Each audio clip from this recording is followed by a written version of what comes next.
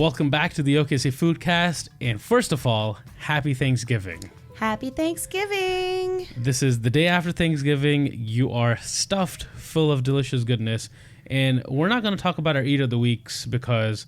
This is just a Thanksgiving mini-sode. Guess what it was? Thanksgiving. Yeah. Thanksgiving was the Eat of the Week for almost everyone, I would imagine. So stuffed. Oh my gosh, such good food.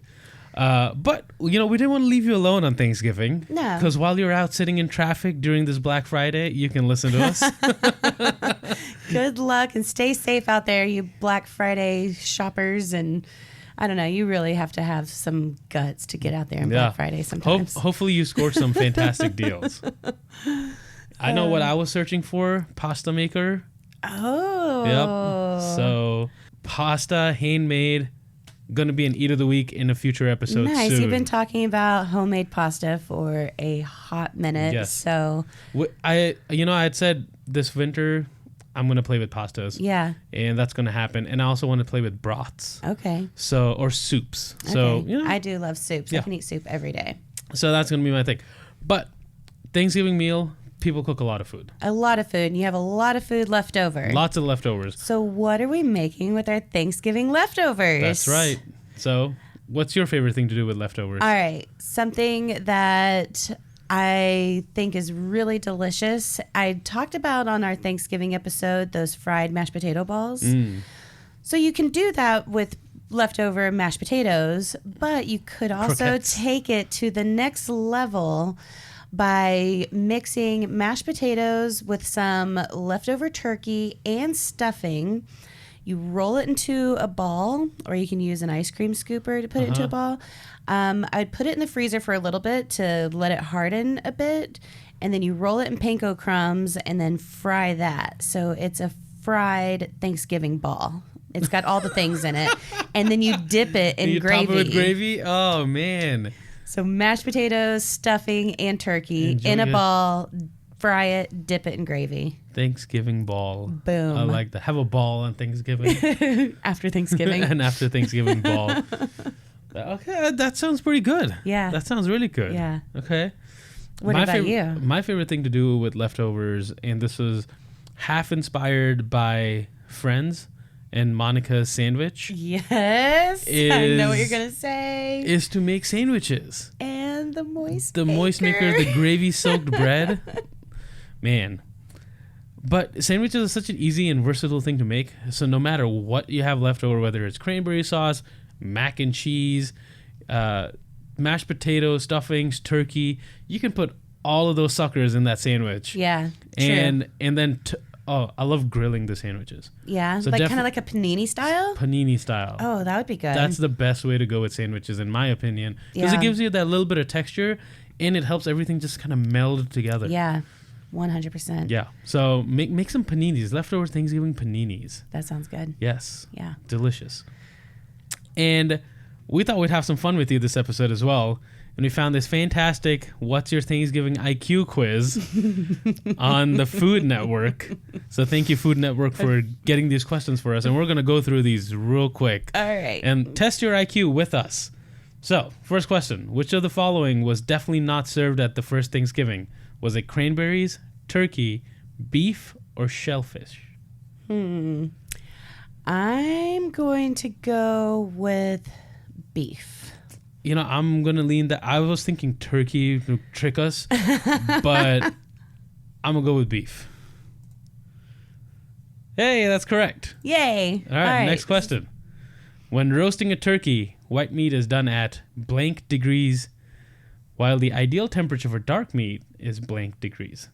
So 180 and 200, 180 and 161, 200 and 180, or 161 and 180. Oh, gosh.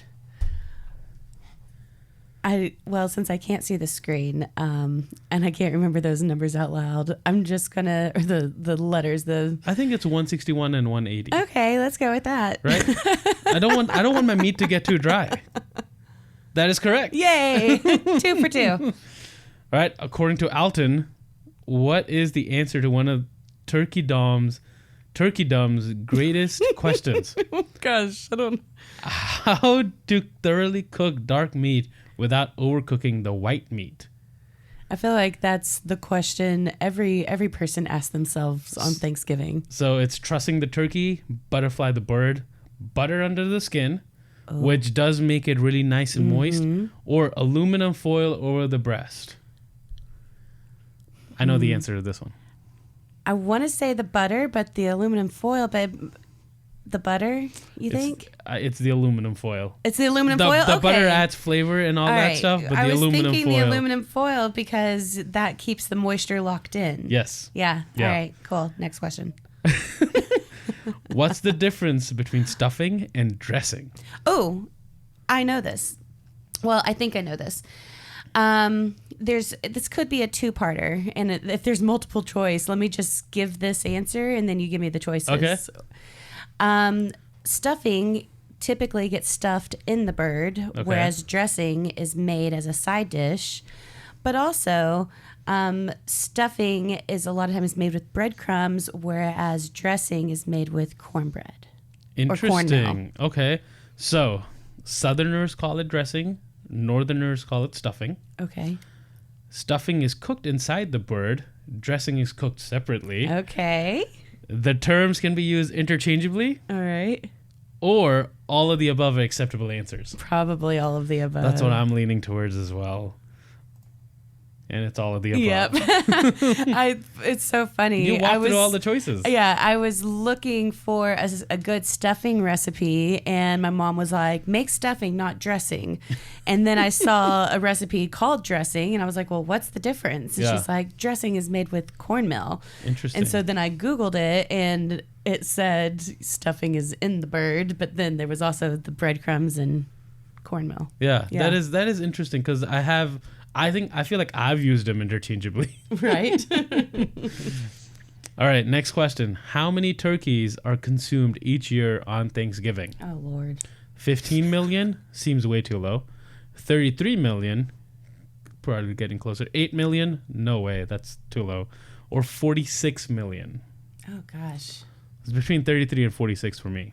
Let's go with 46. All right. 46. Yay! Look at that. All right. For how long after the Thanksgiving feast can you safely eat leftovers? 2 days, 4 days, 1 week, or 6 days? That's a tough question. That is. It depends on how you store it, how cold your fridge is. How quickly you store it after it's been out. If you've frozen it, it can last for months. Right. Come on, Food But Network. I'm going to say 6 days. Okay. I feel like I'm going to stray closer to 4 days. I don't know. Let's see. 4 days. You got it. Yes. Well, I eat leftovers at least 6 to 7 days after. I feel like it said safely. Okay, well, Then I mean, you're rolling the I dice don't after feel that, like right? I'm living on the edge, but maybe I am. I mean, I always smell my leftovers and be like, hey, does this look and smell? Is and there anything growing? Is there Exactly. not? Yeah. I mean, So be safe while eating leftovers. 4 while days. making your paninis and your turkey ball. Thanksgiving balls. absolutely. Thanksgiving balls. Last question? 3 more questions to go. We need our final score. Okay. The average American family spends about blank on Thanksgiving dinner per household. $90, $50, $70, or $40. Ooh. I don't know about the average family. I know my family spends a lot. So my family, it was the highest one, $90. 90. Maybe 70. That's what I was leaning towards. Yeah. 70 it is. Yay. Look at that. All right. If you buy a frozen turkey, plan ahead. Thawing takes up to blank days in the refrigerator. 7 days. Oh, also, it's not safe to thaw at room temperature. It says it. Okay. Do not thaw your turkey at room temperature. Yeah. It needs to be in the refrigerator for 7 days, 2 days, 5 days, or 3 days. it's going to be between 3 and I 5. feel like Serena would know this one. I'm going to say Let's say 5. 5. Do you think it's 7? Do you think it takes a long time? No, I think it's 5. Okay. It's 5. Yay! All right. When did Thanksgiving become a national holiday? 1692, Oh, Lord. 1776, 1863, 1802. I feel like I'm going to get this one wrong. I want to say 1863. I was leaning towards that. Okay. That's correct. Yes. And the final question. For all the turkeys out there. For all the turkey balls. In Bobby Flay's Thanksgiving throwdown against the pioneer woman, Ree Drummond, he didn't make blank, and it may have cost him the win. What? I need to watch this episode to do this. Okay.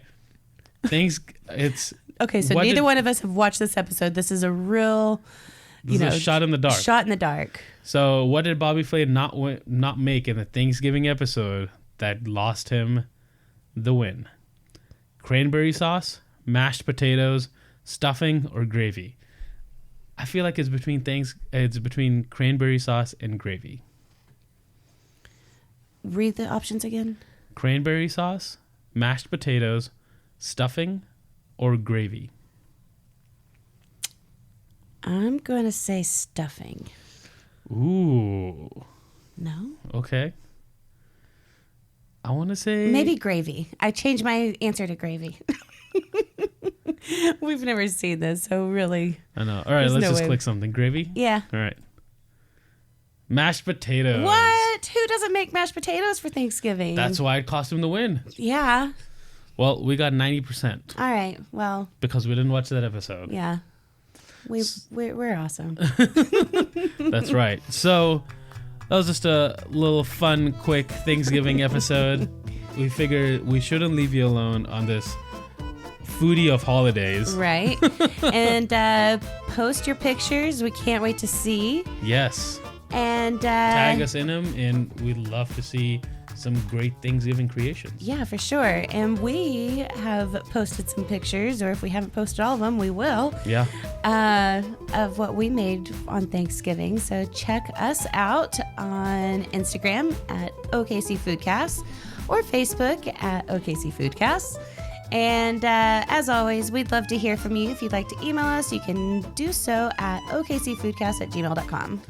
That's right. And share this podcast with a fellow food lover who wants to discover the food scene in Oklahoma and hear from all the great guests that we usually have. And we have some really good ones coming up. That's right. Oh, December is going to be packed. Oh, man. Think of it as our Christmas present to you. Yes. With these fantastic guests that we have. Guests we have on. We have some really great conversations coming at you soon. So remember, share this podcast, leave us a rating, write us a review. That helps us get out in front of more people and spread the food love. Yeah. And until next time, friends, eat well and be happy. Bye.